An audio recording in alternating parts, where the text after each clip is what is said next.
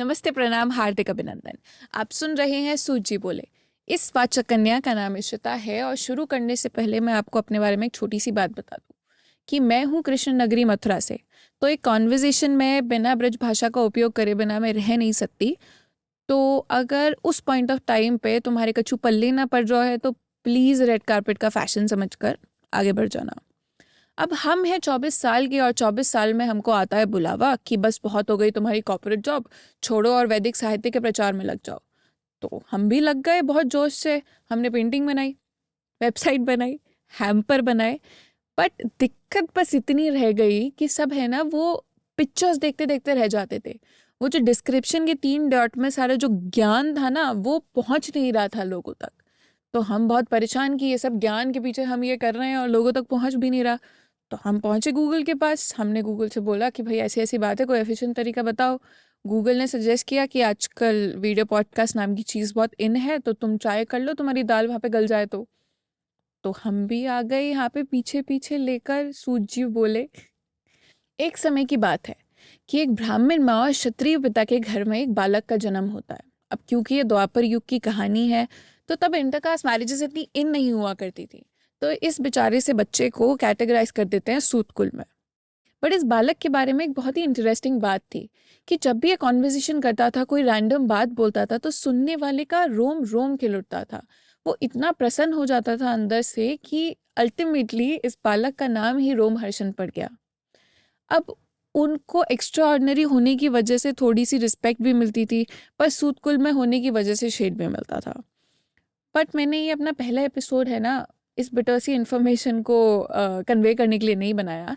It's just कि मैं इस एपिसोड में ये बताना चाहती हूँ कि रोमहर्षण जो कि सूत कुल से थे, वो सूत जी कैसे बने और इतने सारे शब्दों में, इतनी सारी चीज़ों के बीच में हमने अपने पॉडकास्ट का नाम सूत जी बोले क्यों रखा।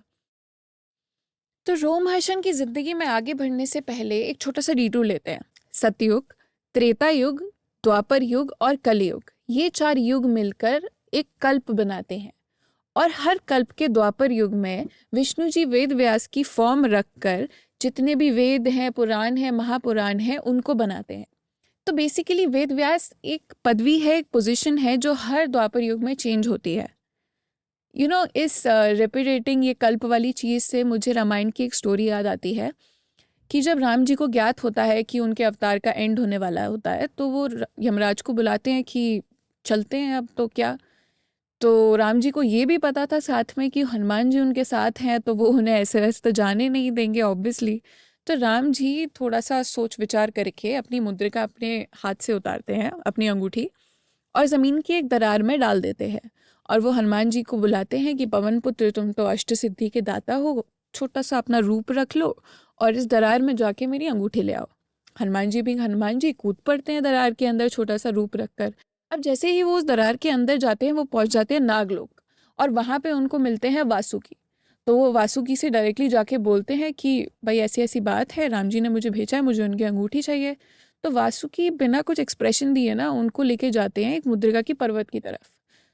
तो हनुमान जी कहते हैं कि इसका क्या करूँगा मैं, मुझे तो बस एक अंगूठी चाहिए। तो वासुकी कहते हैं थोड़ा सा ध्यान से देखो पर्वत में क्या है, किसकी अंगूठी है। तो हनुमान जी पहली अंगूठी उठाते हैं, वो बहुत खुश हो जाते हैं, अरे देखो क्या बढ़िया लक है, मिल गई एक बार में। वासुकी कहते हैं दूसरी देखो। तो हनुमान जी दूसरी अंगूठी उठाते हैं, वो भी सेम थी। तीसरी, चौथी, पांचवी, सारी अंगूठियाँ सेम थी। वो पूरा पर्वत ही सेम अंगूठी से बना हुआ था।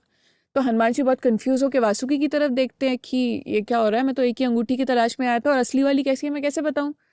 तो वासुकी उनको हंसते हुए बोलते हैं बहुत ही प्यार से कि हर त्रेता युग में एक वानर एक अंगूठी की खोज में आता है, और जैसे ही वो अंगूठी लेके वापस पहुंचता है तो एक पूरा कल्प बीत चुका होता है और फिर से त्रेता युग शुरू हो जाता है। Interesting, right? अब सृष्टि के निर्माण से अभी तक 28 वेद व्यास रह चुके हैं। ब्रह्मा जी, प्रजापति, शुक्राचार्य, बृहस्पति, सूर्य और से लेकर कृष्ण द्वैपायन जी तक। अब दिक्कत बस इतनी थी कि वेद व्यास ने आदि पराशक्ति का सारा ज्ञान वेदों में, पुराणों में लिख तो दिया, पर वो हम लोगों तक पहुंचे कैसे? एंटर सूत कुल के रोमहर्षण।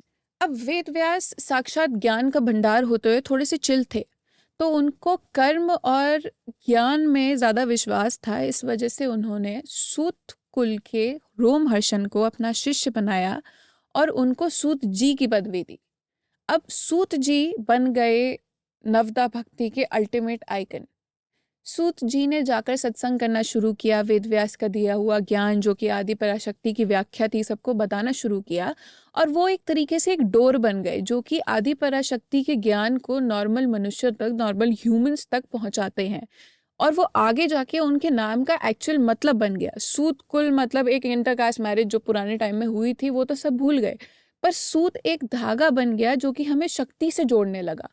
अब द्वापर युग से कलयुग की 21वीं सदी तक बहुत बहुत बहुत सारे हजार साल बीत चुके हैं और हर चीज़ के तरीके बदल गए हैं, चाहे वो खाना खाने के हो, चाहे वो लाइफस्टाइल के हो, सत्संग के, कथा वाचन के, सब चीज़ों के तरीके बदल चुके हैं। नैमिषारण्य शिफ्ट होकर सोशल मीडिया पे आ गया है और पीछे पीछे हम आ गए हैं लेकर सूत जी बोले सत्संग करने। आज के लिए बस इतना ही। मे द शक्ति बी विद यू।